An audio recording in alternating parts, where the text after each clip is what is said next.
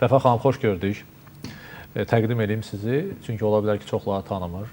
Vəfa Musayeva Everesti fəth edən Azərbaycanlı bir xanımdır. Və ağla gələn, mən sizinlə söhbətə başlayankən ağla gələn ilk sualım ola bilər ki, məsələn, getdiniz, çatdınız Himalayan ən yüksək yerinə, dünyanın ən yüksək zirvəsinə, Everestə. Oradan məsələn, nə var, nə götürmək olar ki, bu yaddaşlarda qalsın? Everestdən nə götürmək olar ümumiyyətlə? Everestdən özümü elə güclə sağ-salamat gətirmişəm. Məncə bu mənim elə ən böyük uğurumdur. O ki, qaldı digər mənada, sualın cavabı, Everest elə bir yerdir ki, onun zirvəsindən nəsə gətirmək qeyri-mümkündür. Qardır, buzlaqlardan ibarətdir. Uzaq başı gətirə bilsən, ana düşərgədən daş gətirə bilərsən. Bu qar nə qədərdir hündürlüyü, məsələn, Everestin özündə? Everestin özündə Kumbu buzlağı dediyimiz yer ümumiyyətlə buz örtüyündən ibarətdir və çatlardan ibarətdir. Orada qar örtüyü artıq buzlaşmış haldadır. Daha yuxarı çıxdıqca isə, məsələn, Everestin özündə bu Lhotsta əsasən Kular hissəsində qarın bəzən hündürlüyü təxminən mənim diz nahiyəmə qədər olar, amma təbii ki, onun təbii olaraq dərinliyi hansıdır və neçə metrdən başlayır, bu haqda dəqiq bir şey deyə bilmərəm. Maraqlı, əlbəttə ki, məqamlar çoxdur. Ora çıxan insanlar, dünyanın heç mənə elə gəlir ki, çox nadir insanlar gedib ora çıxır da, yəni mənə elə gəlir ki, deyil, bu həqiqətən də belədir. Sadəcə olaraq mən biraz həm də təsəvvür eləməkdə çətinlik çəkirəm. Ona görə də istəyirəm ki, siz biraz o yeri bizim üçün təsvir edəsiniz. Bu nə qədərdir bu Everestin özü ərazi baxımından? Bax, çıxdınız, nə boyda yerdir ora? Yəni Everestdə ən yüksək yer. Bax, gəlmisiniz, qalxmısınız, ən axırıncı yerdir. Bundan yuxarı, dünyada bundan yüksək bir yer yoxdur. O ərazi nə boyda yerdir? Və bir başqa tərəfində soruşacağam, mənəvi tərəfində soruşacağam. Ora çıxanda insan nə hiss edir? Tamam. Mən deyəndə ki, mənim ekspedisiyam 35 günü əhatə etdi. Bakıdan çıxış və Bakıya dönməklə. Hamı deyir ki, o boyda vaxtı nəyə sərf edirsiniz ki, yəni belə baxanda 8848 hər gün getsən belə çatarsan da, yəni nəyə məsafədir? Sözünüzü kəsim deyim, 8848-i belə rahat bir şəkildə təsəvvür eləmək üçün onu demək istəyirəm ki, elə bir ki, hökumət evindən 8-ci kilometrə gedirsən. Yəni ki, bu təsəvvür edin ki, onun sadəcə yuxarı qalxır. Bəli, yuxarıya doğru gedirsən və əsas burada məsələ orada məsafə deyil. Yuxarı çıxdıqca oksigen qatının azalması, təzyiq və bu kimi şeylər, oradan keçəndə Kumbu dediyim kimi buzlağını keçmək, orada divarları keçmək, bunların hamısı fiziki əməkdir, vaxt sərfidir və ona görə bura çox belə uzun bir yolculuqdur əslində və hətta ana düşərgənin özünə belə ayaqla gəlirsənsə, ana düşərgənin özünə belə 7 gün, 7 gecə yəni gəlirsən və ana düşərgənin özünə çatırsan. Ana düşərgədən sonra 2 gün, 3 gün dincəlməlisən, təbii olaraq hazırlığını görməlisən və daha sonra insanlar elə bilir ki, elə biz oradan başlayırıq, zirvəni edirik və geri qayıdırıq. Belə bir şey yoxdur. Əsasən də hündür zirvələrdə, 7 minlik, 8 minlik zirvələrdə, metr olan zirvələrdə rotasiya deyilir. Yəni biz ilkin olaraq müəyyən hündürlüyə qalxırıq. Aklim deyirlər buna, yəni dağ havasını, adaptasiyanı, uyğunlaşma prosesini keçirik. Oradan sonra yenidən ana düşərgəyə qayıdırıq. Düşünə bilirsiniz, 7000-ə qədər çıxırıq. 7000-dən tam 1000 nə qədərsə də, 1800 deyək də, zirvəyə qalır, amma sən oradan icazə yoxdur da, yəni yenidən ana düşərgəyə qayıtmalısan. O boyda keşməkeşli yolları, əzablı. Geri qayıdandan sonra bir də özündə güc tapmalısan və bir də o məsafəni yenidən qət eləməlisən və zirvəni görməlisən və bu total olaraq, hətta nə qədər sürətli olsan da, total olaraq bir xeyli vaxt aldı. Həm də mənim 30 günümü ona görə aldı ki, bildiyiniz kimi və burada da qeyd etmək istəyirəm ki, əlavə məlumat olaraq mən Everest zirvəsini etdim. Everest zirvəsindən sonra Everestə ən yaxın olan düşərgə, yəni sonuncu düşərgə ölüm zonası adlanır. Hardakı oksigen azlığıdır. Orada qərar verdim ki, dünyanın ən hündür 4-cü zirvəsinə çıxacağam və orada hava şəraiti ilə əlaqəli həmən çıxış edə bilmədim. Bir gecə ölüm zonasında qalmaq məcburiyyətində qaldım. Və ana düşərgədən mənə dedilər ki, onsuz da hava sabah da yaxşı olmayacaq, sən məcbur olacaqsan aşağı enməyə. Vaxt itirmədən aşağı düş, yəni Lhotsun havası hələ bir neçə gün sonraya görünür. Və mən xoşagəlməz hava, yəni pis hava şəraiti nə edirsiniz? Külək olur orada, mən sizə qar yağır? belə bir təsvir eləyim, siz biləcəksiniz nədir. Demək, mənə deyilən bu oldu ki, onsuz da hava yaxşı olmayacaq, aşağı en və mənim yanımda bələdçi də artıq qərarlaşdı ki, biz aşağı enməliyik. Çünki küləyin sürəti çoxalır və biz küləyin sürəti ilə aşağı enəndə doğrudan da çox ciddi problemlər yaşaya bilərik. Və biz artıq o hazırlaşma prosesini keçdik ki, yaxşı, bir saat da dincələk və dərhal eniş edəcəyik. Amma mən dediyim kimi o zirvəni çox planlaşdırırdım. Artıq çox istəyirdim ki, o zirvəyə çıxım. Və orada hava elə dəyişdi ki, ana düşərgədən bizə yenidən zəng elədilər ki, əgər çıxmamısınızsa çıxmayın. Çünki hal-hazırda aşağı enənləri hətta biz xilas etmə göndəririk ki, onlara kömək eləsinlər. Çünki küləyin sürəti çoxdur və 4-cü kampdan, düşərgədən aşağı enəndə belə deyim, belə bir aşırım var və orada texniki bir düşmə zolağı var. Orada hətta düşüb ölənlər də oldu, alpinistlərdən biri. Və ona görə bizə məsləhət bildirlər ki, hava biraz yaxşılaşandan sonra düşərsiniz. Və bu mənim üçün fürsət oldu ki, ölüm zonasında qalım və növbəti gün hətta dedilər ki, hava yaxşı olmayacaq. Amma fikirləşdim ki, sınamağa dəyər və gözləməyə dəyər. Və doğrudan da bəxtimiz gətirdi. Hava göstərdiyi kimi olmadı. Havanın temperaturu həm də küləyin sürəti daha aşağı oldu və biz Lhotsun ana düşərgəsinə endik. 1-2 saat gözləmədən sonra dünyanın ən hündür 4-cü zirvəsi Lhots 8561 metrə cəhdi etdik. Ki həmən günü hava şəraitinə görə heç kəs yox idi. Yalnız mən və mənim bələdçim idi. Amma biz bir cəhd eləməyi düşündük və çox uğurla alındı. Beləliklə, siz qeyd etdiniz ki, Everest'i edən ilk Azərbaycanlı qadın. Mən eyni zamanda demək istəyirəm ki, ilk Azərbaycanlı olaraq bu kombonu etmiş, ilk Azərbaycanlı olaraq belə bir alpinizmdə yeni bir tarix açdıq. Sonuncu düşərgə Everest'ə qədər hansı metrdə, hansı hündürlükdə yerləşir? Ya o düşərgədən ora nə qədər qalxmaq lazımdır sonra? Ana düşərgə 5300 civarındadır. Son düşərgədə 7000 üzəri civarındadır və daha sonra 1000 metrə qədər 1000 metr üzəridə bəli, düşərgəsiz. O həmin o ana düşərgədən Everestə qədər neçə müddət, nə qədər vaxt çəkir qalxmaq? Qalxmaq bu dəyişir sürətə görə. Havaya görə də dəyişə bilər. Hətta sənin sürətin yaxşı ola bilər, amma hava şəraiti elədir ki, sadəcə olaraq fiziki çatdırmaya bilərsən. Bəzi insanlar 16, 18, daha az müddətə də edən var, amma normalda 16, 18, bəziləri daha asta olduğu üçün 20-23 saata edirlər, hansı ki bu çox təhlükəlidir və heç də yaxşı bir gediş hesab olunmur. Mən elə orta hesabla 14-16 saat ərzində tamamladım. Enişim daha sürətli idi deyə orada vaxt qazandım. Və hava da dediyim kimi bizə şərait yaratdı ki, düzdür, zirvədə hava çox küləkli idi, həddindən artıq, amma enişdə daha yaxşı oldu hava və o fürsətdən istifadə edib sürətli eniş edə bildik. Ümumiyyətlə, bu qalxma hesablama sıfırdan başlanır, hesablanır, yoxsa hansısa bir hündürlüyə qədər, məsəl üçün, maşınla, avtobusla gedirsiniz? Belə bir şərait var, təbii ki. Və yaxud da kanatla, belə bir şərait var ki, helikopterlə gedə bilərsən. Buna mənim belə bir maddi büdcəm yox idi. Heç bunu belə ümumiyyətlə də düşünmürdüm. Mənim üçün start nöqtəsi haradısa oradan başlayıb və dəniz səviyyəsinin sıfırında, yəni dəniz səviyyəsi ilə. Dəniz səviyyəsinin sıfırında deyəndə ki, orada artıq bəli, yerləşmə yeri artıq minlərdədir, yəni 2000-lərdədir. Oradan ayaqla başladım və demək olar ki, son nöqtəyə qədər də getdim.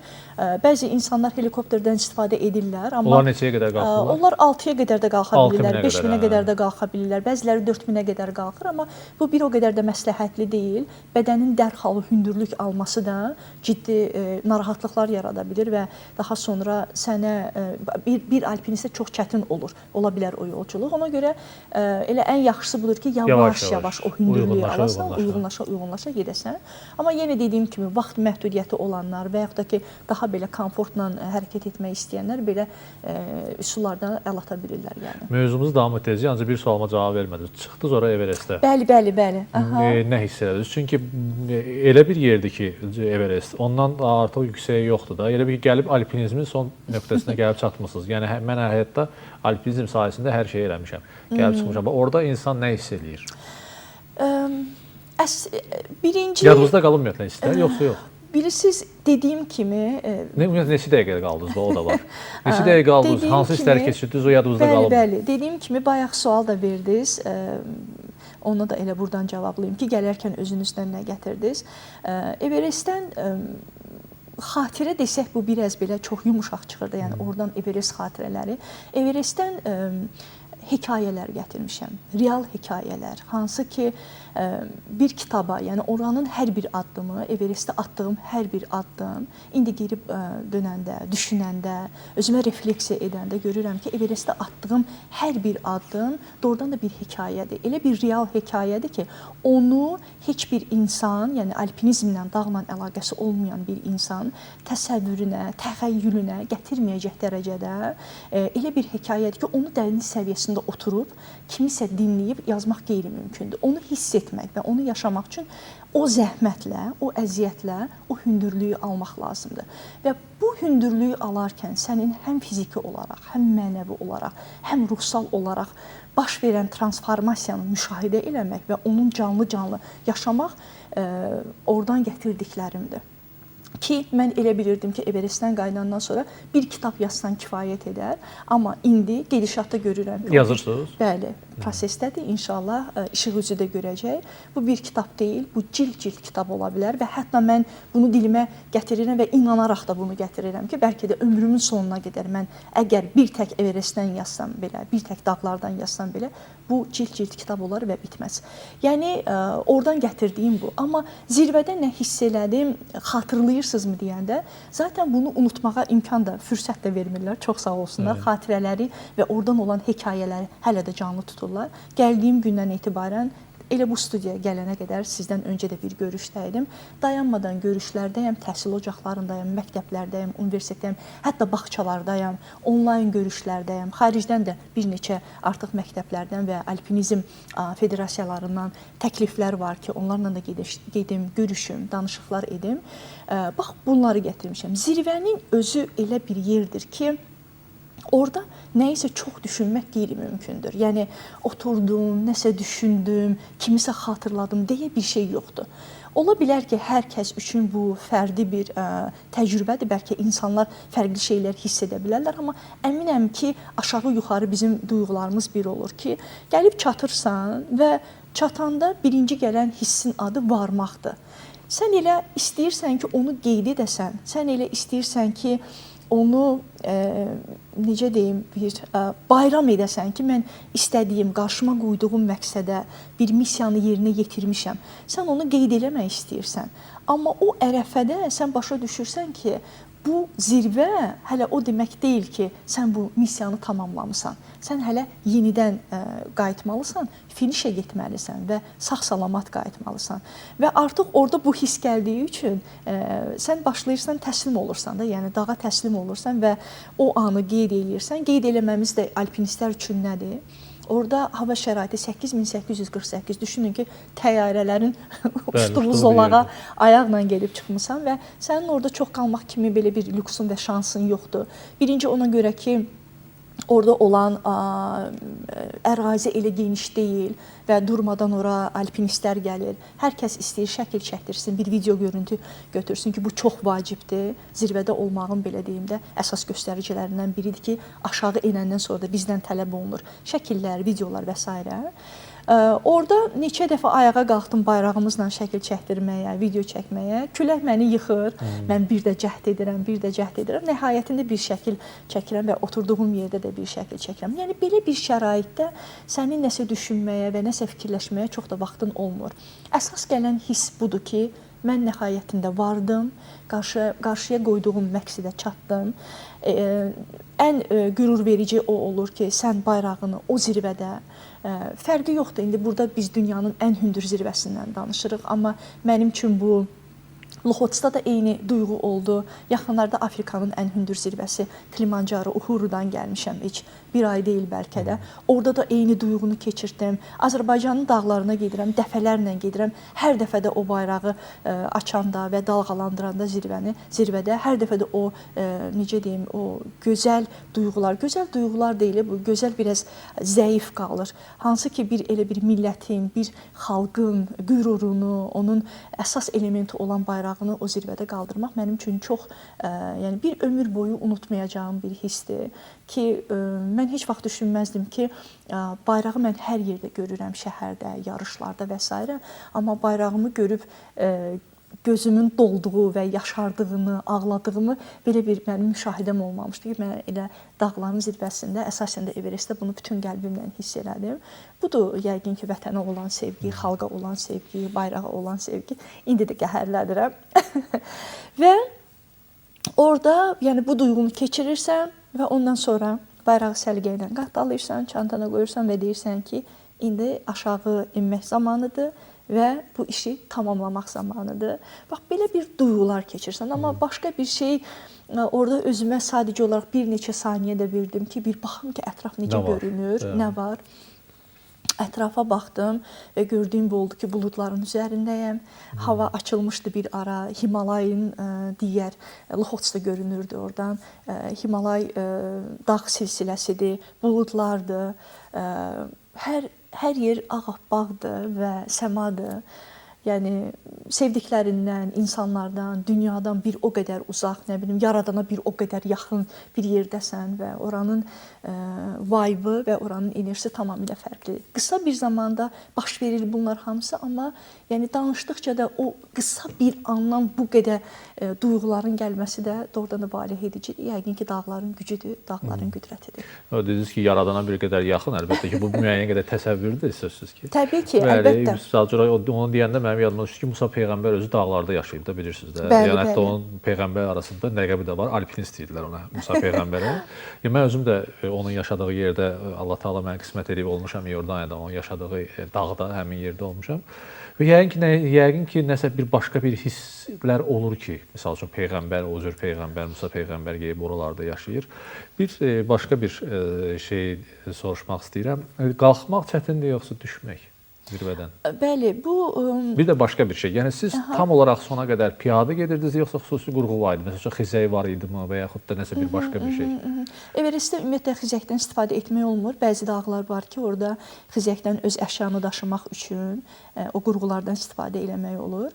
Amma Everestdə belə bir şans yoxdur. Çünki oranın relyefi və marşrutu elədir ki, dediyim kimi çatlardır, nərdivanlardır, divarlardır və nədənsə istifadə etmək olmur. Sadəcə olaraq həmən o divarları keçərkən istifadə elədiyimiz, ayaqlarımıza geyindiyimiz botların altına xüsusi kramponlardır, dəmir qurğulardır ki, onlar buzlardan sürüşməmək üçün istifadə edirik.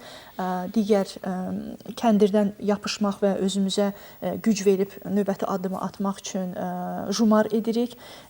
Xüsusi karabinlərdir, dəmirləri birləşdiririk ki, bizi sığortalasın. Bu kimi qurğulardan istifadə edirik. Bizi sığortalamaq kimi, amma belə birbaşa hansısa qurğunun vasitəsilə məsafəni tez qət eləmək üçün, hansısa məsafəni daha rahat keçmək üçün xüsusi belə bir şeydən istifadə olunmur. Sırf sən özün öz zəhmətinlə ayaqlarından bayaqdan indi danışırıq. Yəni ki, tamaşaçılar da baxanda onlara da belə bir sual maraqlandıra bilər ki, oturduğunuz yerdə birdən-birə hardan gəldi ağlınıza ki, mən alpinist olum, dağlara, zirvələrə qalxım? Mənim belə bir arzum olmayıb. Çünki mən oxudum ki, siz müəlliməsiniz. Bəli, mən müəlliməyəm. Müəllimə birdən-birə istəyir ki, mən zirvələri fəth etməliyim. Bəli, çox maraqlıdır, deyilmi? Bax, siz deyirsiniz, hətta siz özünüz deyəndə də mən bir daha düşünürəm ki, bu necə oldu, bu necə baş verdi? Yəni, bu necə ki sizə və digər tamaşaçılar da sual verəndə, necə ki onları düşündürür, inanın ki, mən də bunu hər saniyə Everestə gedənə qədər düşünmüşəm ki, necə oldu mən dağa gəldim, nə üçün mən dağa gəldim? Axı, mən dağlar haqqında bu fikri səsləndirən insanam ki, yəni insan necə belə bir riskə gedər? Bu nədir? İnsanlar özlərinə məşğuliyyət tapmayıblarmı? Sən bu qədər zəhmətlə zirvəyə çıxırsan, bir dənə, nə bilim, gedirsən, zirvəni görürsən, bir şəkil çəkdirirsən və bilirsən ki, səni hər addımda ölüm gözləyir və sən yenidən bir də bu riskə gedirsən. Ən çox sorğuladığım, yəni ən çox yox, yəni bir yeri, bir işi sorğulamışam, bir məşğuliyyəti sorğulamışam və nəhayətində onunla məşğul olmuşam. Və niyə məşğul olmuşam? Sualını mən dağlara gedə-gedə də özüm üçün çox verirdim. Axtarırdım ki, nədən, niyə görə mən dağlara gedirəm?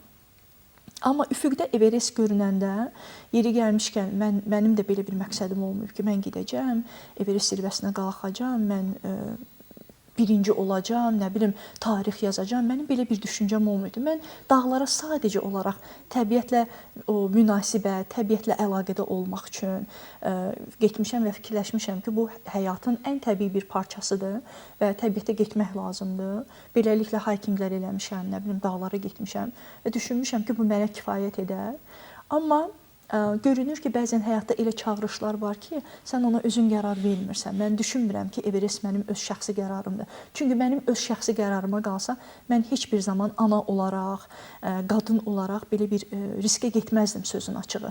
Ki, yəni bunu mən nə edim? Həyatda o qədər başqa şeylərlə məşğul olmaq olar. Əgər söhbət birinci olmaqdan, söhbət deyək də məşhurluqdan, söhbət nəsə bir yeni bir imza atmaqdan gedirsə, çox fərqli şeylər də etmək olardı. Nə üçün belə bir çətin bir çağırışa getmək? Yəni bu sualın cavabını mən özüm də gedişatda yavaş-yavaş elə bir özümü açmaqdayam. Bəlkə də heç tam açmamışam, amma indi mənə daha çox aydın olur. Və mən Azərbaycan dağlarına gedəndə, hətta enəndən sonra fikirləşirdim ki, getmişəm də insan bir dağa neçə dəfə gedir? 2 dəfə, 3 dəfə, 4 dəfə və dəfələrlə getdikdən sonra artıq dağ sənə başqa bir mesajı verir. Məsələn üçün ən hündür zirvəmiz 4466 Bazardüzü günlərin bir günü düşünün sizə deyir ki, sən bildin də bura qədər nə baş verir.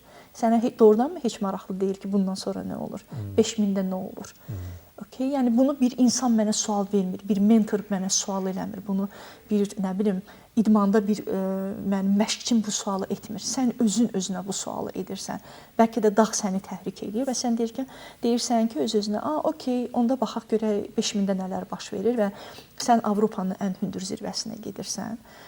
5000-ə gedirsən, gəlirsən sanki yaxşı da etdim, hər şey gözəldir. Ona görə mən bayaq soruşdum ki, bax zirvə qalxırsan, gəlib Everestə çatırsan, deyirsən ki, bundan oynası yoxdur. Bundan oynası yoxdur və mən hətta düşünürdüm ki, yəqin ki, ondan sonra mən daha qəlbən və ruhən daha rahat bir rejimə keçəcəm. Başa düşəcəm ki, yəni missiya tamamlandı. Vəssalam. Amma indi sual ki, oradan enəndən sonra mənə çatan bilirsiniz nə oldu? Bu missiyanın adı tamamilə başqadır. Amma Everest ona gedən yoldur. Everest onun bəlkə kulminasiya nöqtəsidir. Everest onun o hekayənin əsas nöqtəsi var və ondan sonra bütün düyünlər ki açılır hekayədə, əsas məsələlər və oxucu və onu yaşayan insan anlamağa çalışır ki, indi nə baş verəcək.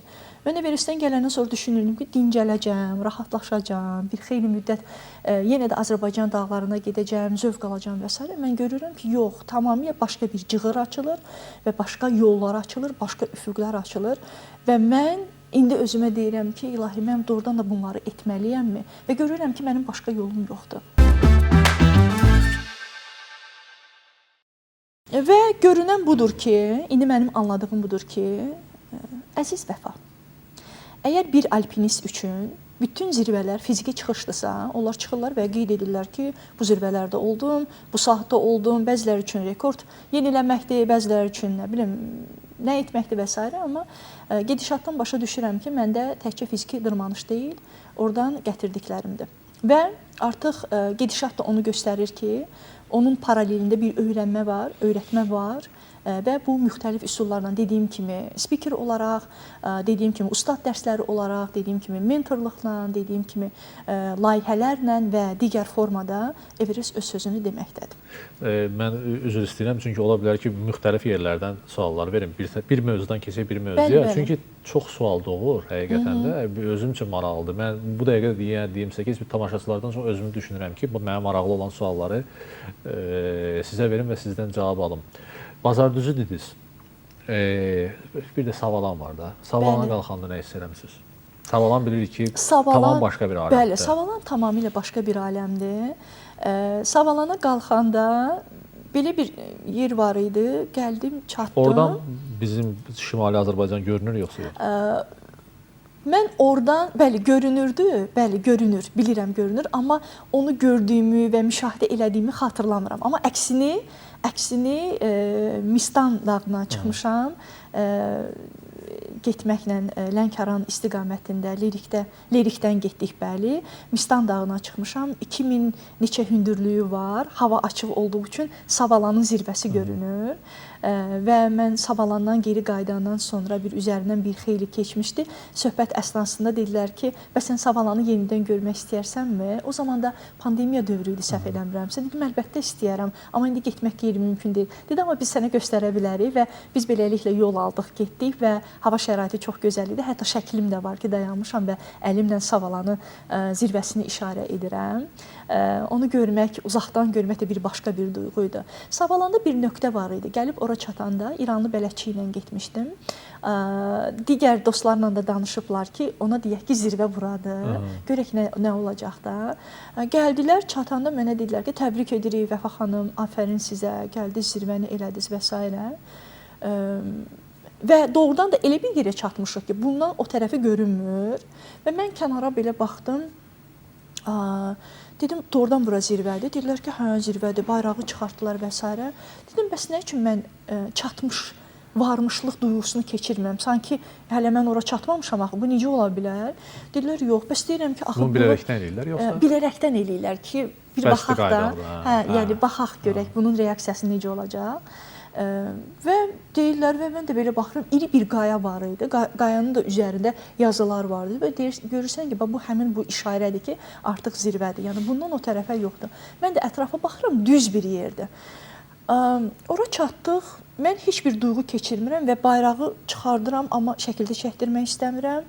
Və deyirəm ki, yox, yoldaşlar, əminsiniz, bələdçi də deyir ki, mən bilirsən, bura nə qədər adam aparıb gətirmişəm. Yəni məndən yaxşı bilməyəcəksən ki, bu zirvəni. Hava da yaxşıdır. Hava da yaxşıdır və mən şübhələnmirəm ki, bəlkə hava pisdir, bunlar buranın zirvə deyib bizi geri qaytarmaq istəyirlər və s. Və sonra gördüm ki, yox, bunlar nəsə gülümsüyürlər. Dedim, bura zirvə deyil. Düzdür, deyirlər, yox, bura zirvə deyil. Sonra mənə yolu göstərdilər ki, get, zirvəyə çox az qalıbdır. Sən get və zirvəyə çat. Mən getdim, addımladım, gəldim zirvəyə çatanda gördüm ki, qarşımda belə bir mənzərə açıldı. Mən hər zaman mənə təsir edən və gözəl yerləri belə təsvir edirəm ki, sanki ölmüşəm, cənnətə düşmüşəm də. Və belə bir mənzərə açıldı ki, göldür və gölün üzərində elə bir göl sanki bir güzgüydü. Həqiqətən göldür? Həqiqətən göldür. Savalanın tam zirvəsində göldür. Çox zaman bunu gedənlər müşahidə edə bilmirlər. Çünki qarlı olur, buzlu olur. Ona görə mən sual verdim. Bəli, amma mən gedəndə o ərimişdi və onun əksi dağın ətrafında olan onun əksi suya düşmüşdü və elə bilirdim ki, bir tablodur. Və mən bu tablonu görəndə kövrəldim, başladım ağlamağa, sevinç gözyaşları idi. Mən başa düşdüm ki, hə, indi bax bura zirvədir və mənə deyirdilər ki, qismət olsa görərsən, hər zaman olmur və qismət oldu deyə, yəni bu mənə çox gözəl təsir elədi.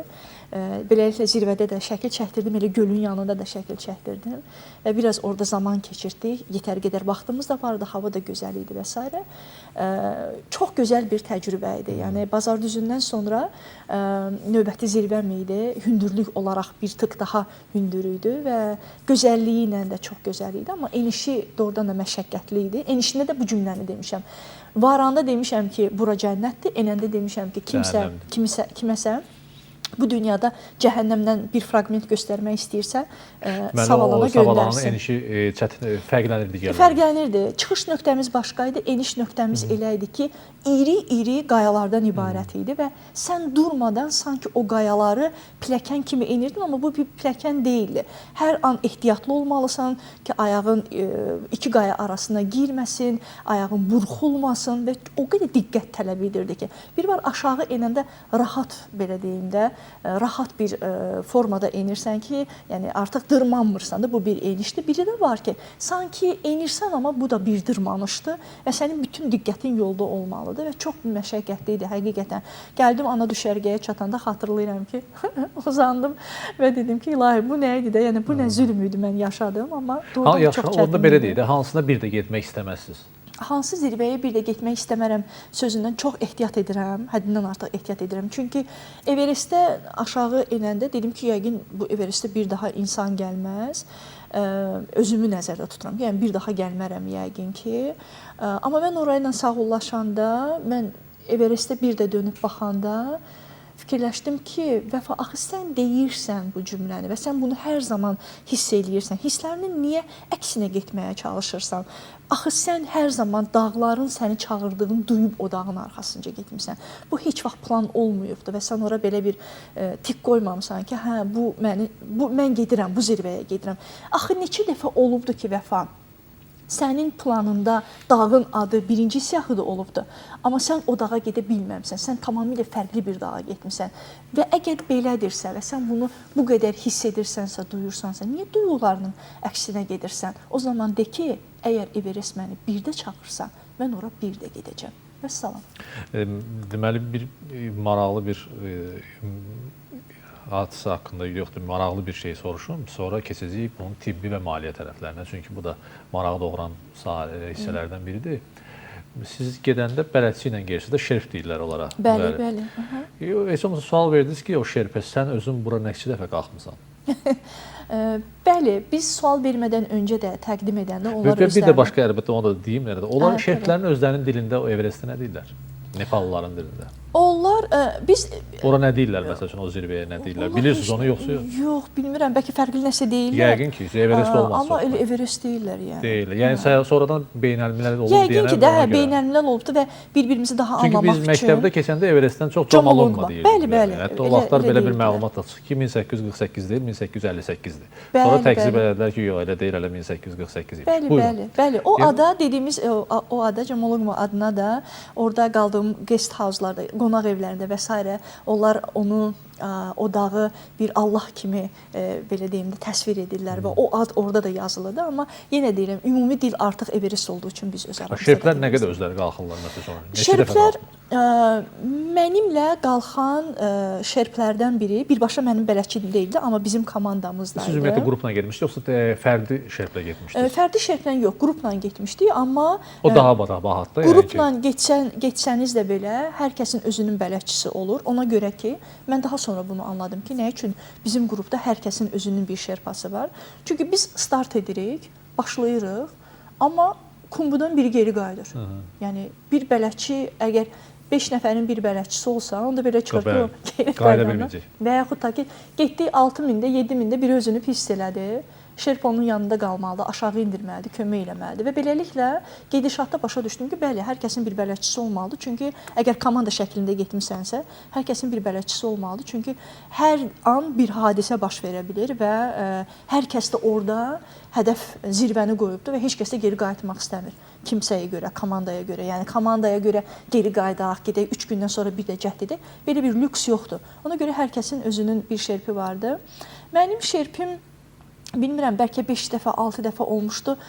Bunu tam xatırlamıram. Niyə görə xatırlamıram? Çünki bizim qrupda olan şerplərdən biri dünyada birincidir. Ona legend, yəni o Azərbaycan dilində əfsanədir, yəni o əfsanə dağçıdır. Çünki o yeganə dağçı idi ki, Sanu Şerpa yeganə dağçıdır ki, o 3-cü dəfə 14-8 minliyi artıq tamamlamaq üzrədir. Hətta onun haqqında film də var. Film də var, bəli. Biz İdman TV-də vermişik. 3 zirvəsi qalıbdı ki, onu tamamlasın. Belə bir əfsanə ilə yol getdiyim üçün biraz da tilsimlənmişdim və onun özü də ayrıca, baxın, deyirik Everest, onun ayrıca Sanu Şerpanın özü də ayrı bir kitabdır.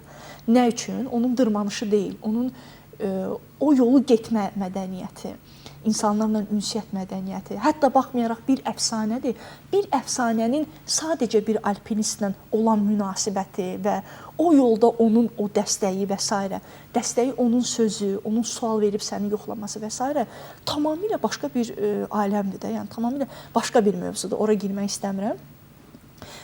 Bax belə və biz şerpalarımızı, bələdçilərimizi seçəndə, yəni təşkilatdır, onlar gəlirlər, biz bir-birimizdən tanış oluruq. Orada əsasən təsadüfi bir seçim olurdu. Məsələn üçün seçimlərdən biri bu idi ki, komandada kimisə boyu çox hündür idi məsələn üçün. İngiliscə danışırlar onlar. İngilis dilində danışırlar, bəli. Onlar bilirlər ki, yəni dağ elə bir yerdir ki, işçidirlər də sırf orada. Orada pul qazanırlar onlar. İşçidirlər, pul qazanırlar, amma yenə dediyim ki, məsələn Sanu Şerpa onlar pul qazanmaqla yanaşı eyni zamanda tarix yazırlar. Bəzən bax tamaşaçılardan bu sual gəlir ki, yazıqlar düşürlər, çıxırlar, onların adları heç bir yerə düşmür. Yox, mən elə buradan tamaşaçılara demək istəyirəm istəyirəm ki, onlar da bizimlə çıxışları qeydə alınır. Düşür, Onlar kitaba, əlbəttə kitaba düşür. Onlar üçün bu çıxış sadəcə olaraq pul qazanmaq deyil, eyni zamanda onların da alpinizm tarixçəsində özlərinə görə xüsusi yerləri olur və gələcəkdə də öz işlərində daha qiymət olaraq, status olaraq daha böyük yerlərdə olurlar. Yəni biz onlara belə baxırıq. Yük daşıyan kimi baxırıq, amma onlar əslində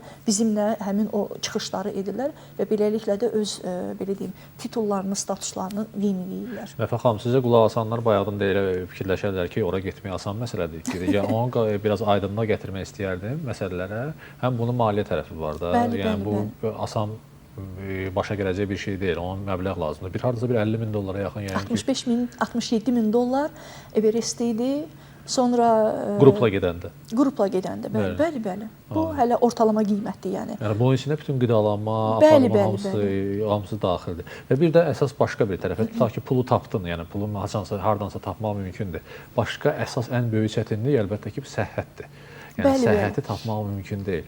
Ümumiyyətlə siz özünüzü də zirvədə daha yaxşı hiss edirsiniz, yoxsa adi məsəl üçün Bakıda məsəl üçün dəniz səviyyəsində. Və bir də əvvəlcə getməmişdən əvvəl tibbi baxışdan keçirilir. Yəni bu var da, çünki orada təzyiq rol oynayır, həm də oksigen səhv eləmirəmsə 3 dəfə az olur da, elə deyil. Bəli. Yəni oksigen qatı o qədər zəif olur ki, yəni bir 10 dəqiqə, 15 dəqiqə bəlkə qalırsan, amma elə bir xüsusi hazırlığın, yəni onun xüsusi məşqləri var. Əgər o məşqləri etməmisənsə, təbii ki, artıq 10-15 dəqiqədən sonra o çətinliyi, zorluğu yaşayacaqsan və ancaq yuxarı hissələrə sırf oksigen balonu ilə gedir. Sırf oksigen balonu ilə də getmək olur. Mən yenə burada bunu vurğulayım ki, bundan sonra kimsə getmək istəyir və oksigensiz əgər tamaşaçılardan, çünki mənə çox suallar gəlir, elə sizdən buradan da həm bir açıqlama verim ki, insanlara bu əlçatmaz bir şey gəlir ki, oksigensiz çıxmaq, yəqin ki, bu çox əlçatan bir şeydir. Buna sadəcə olaraq məşq eləmək lazımdır. Bunun xüsusi məşqləri var. O məşqləri edərsinizsə və doğrudan da zirvəni məqsəd qoymusunuzsa və bunun üçün hazırlaşırsınızsa, mütləq şəkildə bunu edə biləcəksiniz. Sadəcə olaraq bunun üçün nə etməli idim? Xüsusi hazırlıq deyirəm, gündəlik idman məşqləri edirəmsə, xüsusi maskalardır, hansı ki orada oksigenin səviyyəsini azaldır, sanki bir dağa dırmamış kimi hiss etdirir və sən artıq oradan sənin bədənin öyrəşir. Bunu bir müddət edəndən sonra xüsusi çadırlar var. O çadırları evdə qurursan, yatanda o çadırda yatırsan, hansı ki oksigen qıtlığı yaradır və sənin bədənin tədricən buna alışdığı üçün sən artıq orada belə bir zorluq yaşamırsan. Sadəcə olaraq mən bunu nə üçün etmədim? Mən əslində bunu da düşünürdüm ki, həm də bunu sınayım. Nə üçün etmədim? Mən yeni ana olmuşdum, süd vermə dönəmi keçmişdim, bədənim və psixoloji olaraq fikirləşirdim, həm ana olaraq da fikirləşirdim ki, bunu etməklə sağlığıma nə kimi ziyan vura bilərəm? Əcəba bu mənə lazımdırmı? Çünki insan üçün ən vacib, ən qiymətli olan nədir? Can sağlığıdır. Bundan sonra da yaşamaq, yaratmaq və ana kimi də öz övladının yanında olmaq üçün mən təkcə bu qurbanları deyil, hətta həm də bunları düşünməliyəm ki, yəni mən həm də özümə nə edirəm? Ona görə fikirləşdim ki, belə bir riskə getməyə ehtiyac yoxdur. Amma buradan deməkdə məqsədim budur ki, bu edilə biləndir. Bu əlçatmaz bir şey deyil. Sadəcə olaraq xüsusi məşqlərlə, yəni bunu etmək olar. Oksigen maskası istifadə etmişəm, amma qeyd edim ki, bəziləri bunu, yəni bu da puldur. Bir oksigen balonu 1000 dollar və yaxud da ki 1000 dollardan biraz daha bahalı ola bilər. Bəziləri bunu 4000-dən də istifadə edə bilir. Sərf ta axıra qədər bəs edir, yoxsa dəyişmək lazımdır? Dəyişmək lazımdır. Bəziləri 5000-lik zirvədən başlayır, bəziləri falan. Amma yenə də mən büdcəyə qənaət etmək üçün 7000-dən başlayaraq istifadə etmişəm. Halbuki ora qədər mənə çox çətin idi, mənə çox zəhmətli idi. Hətta 7000-dən belə mən onu belə deyək, maksimum 4-dürsə, mən onu 1,5-da qoyurdum. Yatanda 0,5-də qoyurdum ki, maksimum ekonom rejimdə istifadə edim. Neçə metrdən sonra başlayır o hiss edirsiniz ki, oksigen çatmır, artıq balona ehtiyac var? Balona ehtiyac var. Yoxsa hər bir kəs üçün fərqlidir? Hər bir kəs üçün fərqli ola bilər. Amma məsələn 7000-ə çatana yaxın, daha doğrusu 3-cü düşərgəyə artıq dırmanış edəndə bizə dedilər, yaxşı olar ki, oksigen maskasından istifadə edək. O şerplər də taxır, yoxsa yox? Bəli, bəli, taxırlar. Niyə görə taxırlar? Yəni onlar da o dırmanışı edəcəklər, aşağı Yəni edirlər. uyğunlaşmayıblar, onu demək istəyirəm. Yəni ki, siz burada məşq edirsiniz, onlar elə orada yaşayırlar. Belə bu bədən üçün zərbədir də. Yəni oksigensiz beyində baş verən bir prosesi, hər an beyin ödemi baş verə bilər, ağciyərə su yığıla bilər və riskli bir vəziyyət yarana bilər. Hansı ki, səni 8000-dən, 7000-dən evakuasiya eləmək çox çətindir, qeyri-mümkündür. Helikopter gəlmir və heç kəs belə bir necə deyim, riskə getmək istəmir. Hətta baxmayaraq ki, Şerpa bizdən daha çox deyirəm ki, insan əfsanədir. O belə oksigenlə çıxır ki, nə üçün? Yəni artıq özümü təsdiqləmişəm də buna ehtiyac yoxdur. Vəfa xanım, qan təzyiqi necə dəyişir? Qan təzyiqi... Məsəl üçün, sizin normalda qan təzyiqi neçə olur və ora qalxanda neçə, dağlara qalxanda neçə olur? Mən bir tək onu bilirəm ki, müşahidələrdə də orada azon yoxluyuruq ki, necədir, oksigen və hər zaman bilirəm ki, bələdçi baxandan sonra belə bir məsələ ya danışa bilmirsə əli ilə göstərir ya da deyib ki, wow, sən neynirsən? Yəni hələ də elə bir hündürlükdəyəm, amma yaxşıdır, ürək döyüntülərim yaxşı olur. Mənim ümumiyyətlə təzyiqim aşağı olduğu üçün yuxarı çıxdıqca elə bir problem yaşamıram sözün açığı. Sanki normallaşır, daha çox stabilləşir. Özümdə elə bir ciddi bir narahatlıq hiss eləmirəm. Çox yaxşı. Normalda məsəl üçün neçə olur təzyiqiniz? Bilmirəm ki, amma çox aşağı olur. Hərdən bəlkə elə aşağı təzyiqli adamlar qalxa bilərlər. Aşağı təzyiq olduğu üçün, məsələn, ürək döyüntüm də məsələn üçün aşağı olur. Aşağı olur və təzyiqim də, amma bunu niyə yadda saxlaya bilmirəm? Bilmirəm, nəsə heç yadda saxlaya bilmirəm.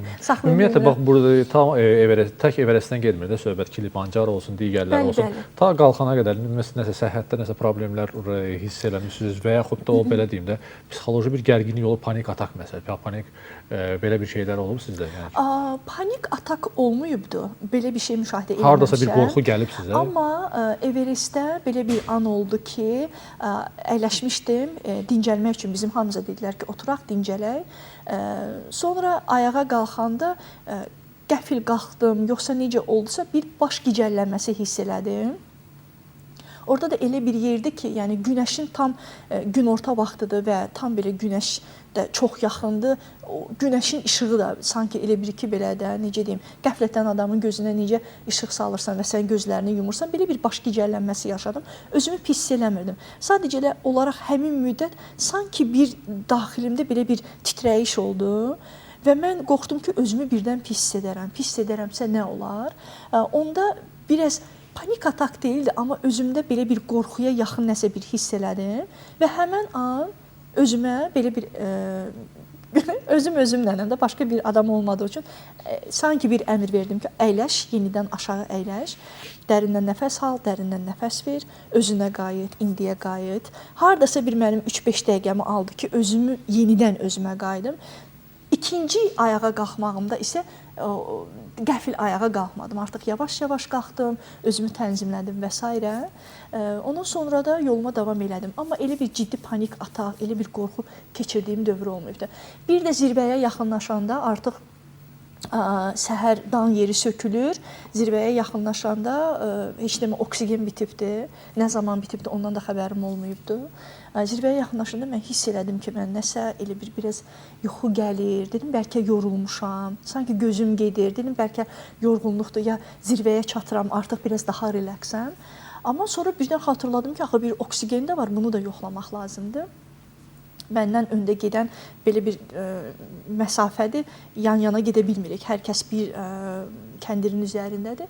O zaman bələdçimə dedim ki, yəni sən bax, belə dönüb baxma ehtimalım azdır. Baxdı və gördüm ki, no eləyir və təlaş içindədir ki, bu nə zaman qutarıq və s. Gördüm, çox təlaşlandı. Və adətən də əsasən psixi olaraq nə yaşamalıydım, onu biləndə ki, oksigen yoxdur, biraz təlaşlanmalıydım və s. Onu xatırlayıram ki, divara söykəndim, kəndirdən möhkəm yapışdım. Gördüm ki, qarşımdakı çox təlaşlanıbdı. Fikirləşdim ki, təlaşdan o qurğunu düzgün birləşdirməz, əlindən düşər və s. Və bütün bunları hesablayır beynim necəsə və ona işarə elədim ki, mən yaxşıyam, yavaş, sakit, hər şey qaydasındadır, kəndirdən möhkəm tutmuşam və s. Baxmayaraq ki, artıq özümü yaxşı hiss eləmirdim. Yəni, huşum gedirdi, yaxşı hiss eləmirdim deyəndə və həmən an O dəyişdi. Dəyişəndən sonra ciyərlərimə havanı çəkdim. Hiss elədim ki, hə, artıq yaxşıdır, düzgün qurulubdu əsas məsələ və mən oksigeni hiss edirəm. Ondan sonra yoluma davam elədim. Bax, belə bir kritik anlar olubdu. Amma yenə düşünürəm ki, deməzdim mən belə qorxmaz, mən belə cəsarətli və s.